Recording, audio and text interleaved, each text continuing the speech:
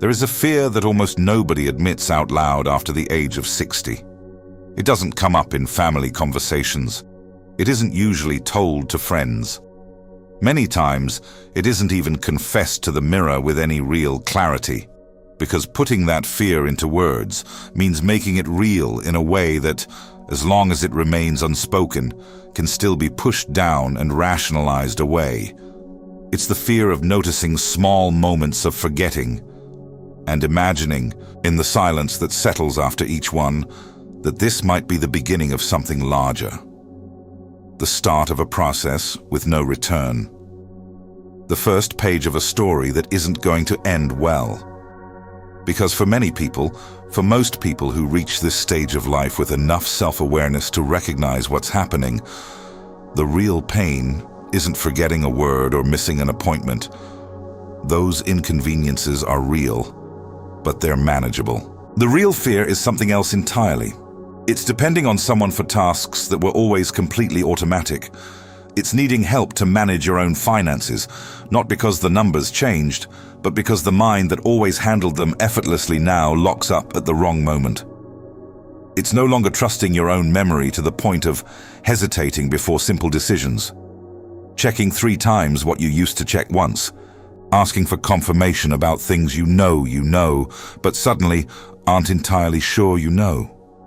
It's feeling that the independence built over an entire lifetime, with decades of work, of choices, of effort, of competence, is slipping through your fingers silently and inexorably. That fear is far more common than statistics can capture, because most people carry it completely alone. And almost always, this process doesn't happen suddenly. That's the characteristic that makes it simultaneously so insidious and so easy to rationalize for so long. Memory rarely weakens overnight. There is no dramatic event, no clear turning point, no date on the calendar that marks the before and the after. In most cases where people over 60 begin noticing progressive cognitive lapses, what's happening is the visible manifestation of an accumulation that began silently much earlier. Low-grade chronic inflammation built over years of inadequate diet, sedentary living, and unmanaged stress. Progressive deprivation of deep sleep that prevented the processes of neural cleaning and recovery from happening completely, night after night. Gradually reduced cerebral circulation that diminished the supply of oxygen and nutrients to neural tissue.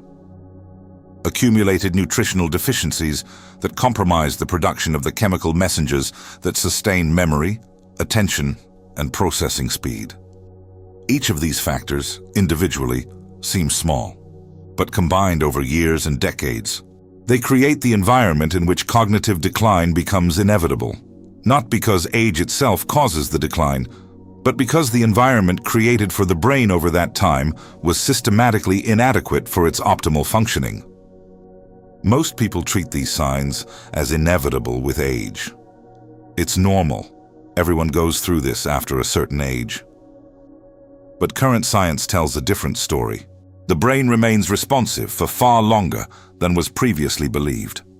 It retains the capacity to create new connections, to reorganize itself, to respond positively to adequate stimulation. And when it receives the right conditions, including, in a fundamental way, the right nutrients, it can respond in ways that frequently surprise both the people and the health professionals who accompany them. It was exactly in this context that specialists in healthy aging began documenting something that had been in front of everyone all along. But that was underestimated for decades in favor of more complex and expensive interventions. Certain common fruits, consumed regularly as part of a consciously constructed diet, carry natural compounds with documented mechanisms of action that support memory, mental clarity, and communication between neurons in ways that go far beyond general nutrition. It was exactly from these compounds that researchers developed a new understanding of how to protect the aging brain with accessible, everyday foods. You'll find it at the first link in the description. Today, I'm going to show you the 6 fruits science most consistently associates with brain health, and more importantly, I'm going to explain why each one works at the level of the mechanisms that actually matter for memory and cognition.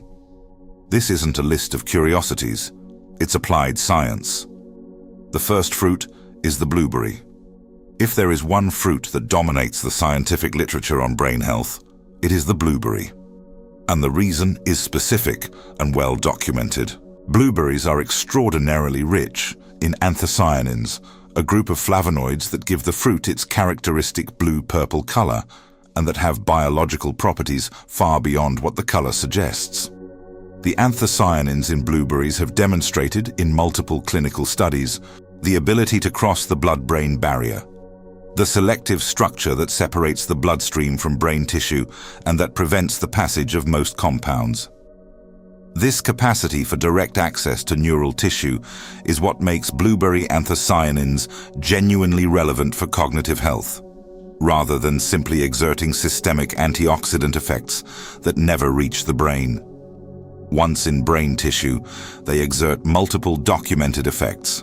They reduce neuronal oxidative stress, neutralizing the free radicals that damage membranes and synapses.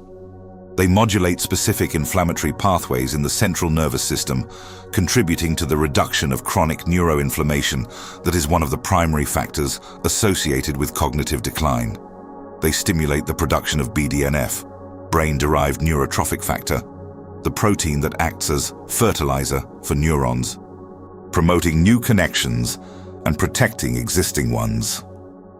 Longitudinal studies with populations of older adults have shown that regular consumption of anthocyanin-rich berries is associated with a slower pace of cognitive decline over time, with some research suggesting a difference of years in the pace of cognitive aging between regular consumers and non-consumers. Half a cup to 1 cup of fresh or frozen blueberries per day is sufficient to provide a relevant quantity of anthocyanins. Frozen blueberries preserve bioactive compounds with surprising efficiency, often better than fresh fruit that has been stored for several days. The second fruit is red grape. Red grapes contain one of the most extensively studied compounds in the longevity and brain health literature: resveratrol. Resveratrol is a polyphenol produced by the plant as a defense mechanism against pathogens and environmental stress.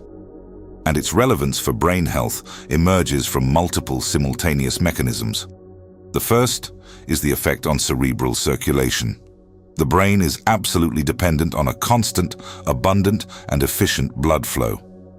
It consumes 20% of the body's oxygen despite representing less than 2% of body weight. Any factor that reduces that flow, less flexible arteries, vascular inflammation, endothelial dysfunction, directly impacts neural function.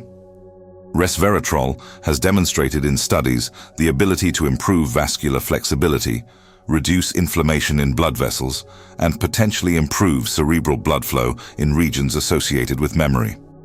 The second mechanism is the activation of sirtuins, especially SIRT1, a protein associated with cellular repair processes, protection against oxidative damage, and regulation of genes linked to longevity and neuronal health.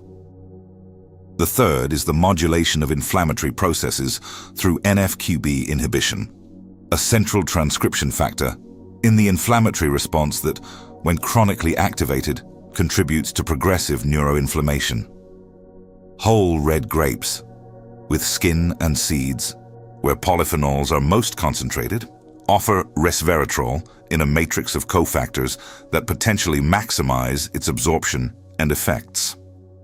A serving of red grapes per day, consumed with skin, is a simple way to incorporate this compound into routine. The third fruit is avocado. Avocado occupies a different category from the other fruits on this list, not for its richness in polyphenols or anthocyanins, but for its unique lipid profile that makes it extraordinarily valuable for brain health. The brain is an organ composed of approximately 60% fat, and the quality of the fats present in neural membranes directly influences the efficiency of virtually all cognitive function, from the speed of electrical signal transmission to the efficiency of neurotransmitter release. from the capacity for synaptic plasticity to the speed of information processing. Avocado is the richest dietary source of oleic acid, the monounsaturated fatty acid that is the majority component of extra virgin olive oil, widely associated with cognitive protection in studies on the Mediterranean diet. This fatty acid is incorporated into neural membranes, contributing to their fluidity and functional efficiency. Additionally, avocado provides lutein, a carotenoid that recent research has identified as accumulating selectively in the cerebral cortex and hippocampus, with positive correlations with brain white matter integrity and cognitive performance. And avocado is rich in B vitamins, especially folate and B6, that directly participate in neurotransmitter synthesis and in the regulation of homocysteine levels. Elevated homocysteine levels are strongly associated with cerebral vascular damage and accelerated cognitive decline. 1/2 to 1 avocado per day provides these benefits consistently. Avocado has a very low glycemic index, which also contributes to the glycemic stability the brain needs to function without the energy oscillations that compromise focus and clarity. The 4th fruit is pomegranate. Pomegranate is, in terms of density of antioxidant polyphenols, one of the most powerful fruits available. Its bioactive compounds, especially punicalagins and ellagic acid, have been attracting growing scientific interest for their unique combination of antioxidant, anti-inflammatory, and potentially neuroprotective properties. The most relevant mechanism for brain health is the capacity of pomegranate's compounds to modulate neuroinflammation. That state of low-grade chronic inflammation in the central nervous system that is one of the factors most consistently associated with progressive cognitive decline in the most recent research. Punicalagins are metabolized in the intestine into urolithins, compounds that have demonstrated the ability to cross the blood-brain barrier and exert direct anti-inflammatory effects on neural tissue. This is a relatively rare mechanism among food-derived compounds and gives pomegranate special relevance in the context of neuroprotection. Pilot studies with regular pomegranate juice consumers have shown improvements in verbal and visual memory tests in older adults with subjective memory complaints. Effect sizes were modest, as expected in food studies, but the consistency of results across multiple independent studies is encouraging. Half a fresh pomegranate or a small glass of pure pomegranate juice per day, without added sugar, is a practical way to incorporate these compounds. The 5th fruit is the orange. The orange is frequently underestimated in discussions about brain health, perhaps because it's so common, so familiar, so associated with a single nutrient, vitamin C, that its bioactive complexity goes unnoticed. But vitamin C alone already deserves far more attention than it receives in the context of cognitive health. The human brain concentrates vitamin C at levels tens of times higher than those found in the blood, which by itself indicates how critical this nutrient is for neural function. Vitamin C is essential for the synthesis of norepinephrine, a neurotransmitter that regulates attention, alertness, and stress response. It participates in carnitine synthesis, necessary for neuronal energy metabolism, and it exerts direct neuroprotective effects as an antioxidant in brain tissue. Beyond vitamin C, oranges contain hesperidin, a flavonoid that has demonstrated in studies the ability to improve cerebral blood flow and exert anti-inflammatory and neuroprotective effects. And they contain folate, essential for neurotransmitter synthesis and homocysteine regulation. 1 orange per day provides more than 70 milligrams of vitamin C, close to the recommended daily intake for adults, along with hesperidin and folate in a food matrix that maximizes the bioavailability of these compounds. The 6th fruit is the banana. The banana is perhaps the most underestimated food on this list, and the one most frequently excluded from healthy diets based on its carbohydrate content, without considering the full set of compounds that make it genuinely valuable for brain health. The potassium in bananas, They are one of the most concentrated dietary sources of this mineral, participates in maintaining the electrical potential of neural membranes. The transmission of nerve signals depends on concentration gradients of ions like potassium and sodium across cell membranes. When potassium levels are inadequate, the efficiency of that transmission is compromised. The vitamin B6 in bananas is the cofactor for more than 100 enzymatic reactions in the body, including the synthesis of serotonin, dopamine, and GABA, neurotransmitters that regulate mood, motivation, attention, and sleep quality. B6 deficiency is associated with cognitive impairment, especially in older adults. And bananas provide tryptophan, the amino acid precursor to serotonin and, indirectly, to melatonin. Consumed in the afternoon or evening, it can contribute to sleep quality through this pathway. The glycemic index of ripe banana is moderate, and when consumed with a source of fat or protein, its glycemic response is further smoothed, making it compatible with the glycemic stability the brain needs. If you want to start this process today, incorporating these 6 fruits strategically, understanding the most efficient combinations and ideal consumption timing, what researchers have isolated about this nutritional protocol is available at the first link in the description. As simple as it always should have been. But there is a dimension of this story that goes beyond biochemistry and mechanisms of action. A dimension that almost never appears in clinical discussions about cognitive health, but that for those living through the first signs of decline can be the heaviest of all. It's the emotional and social dimension.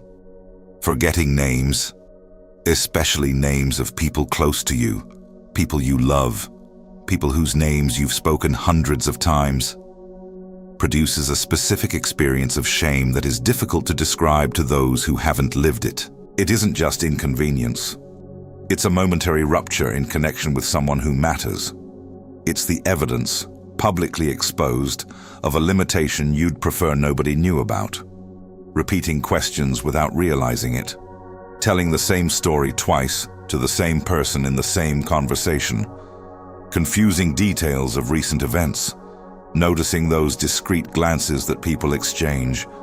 That flash of mutual recognition you weren't supposed to see. Each of those moments charges a price. And the price is paid in the currency of self-confidence. You start speaking less in groups because the risk of committing one of those gaffes is too high. You start avoiding social gatherings that used to be pleasurable because the background anxiety that memory will fail at the wrong moment outweighs the anticipated pleasure of the company. You gradually begin to isolate, not by choice. Not because the people around you pushed you away, but because you preemptively withdrew to protect yourself from embarrassment. And with social isolation, the brain loses exactly the type of stimulation it most needs to stay active. The cycle is cruel precisely because it's self-perpetuating. But it can be interrupted. Neuroplasticity, the capacity of the adult brain to create new connections, reorganize neural routes, and respond positively to adequate stimulation, is the scientific foundation supporting the real hope I want to leave here. Not vague, motivational hope. Hope grounded in documented mechanisms and concrete clinical observations. The brain showing signs of decline is not necessarily a brain that has entered an irreversible trajectory. In many cases, it's a brain responding to a set of conditions: inflammation, nutritional deficiency, sleep deprivation, social isolation, sedentary living, that can be addressed. And when those conditions change, the system responds. The 6 fruits we discussed today are one part of that change, an accessible, enjoyable, easily incorporable part that provides the brain with compounds whose documented mechanisms of action align directly with the causes of the decline we're discussing. But they work best within a broader context. Quality sleep that allows memory consolidation and nightly glymphatic cleaning.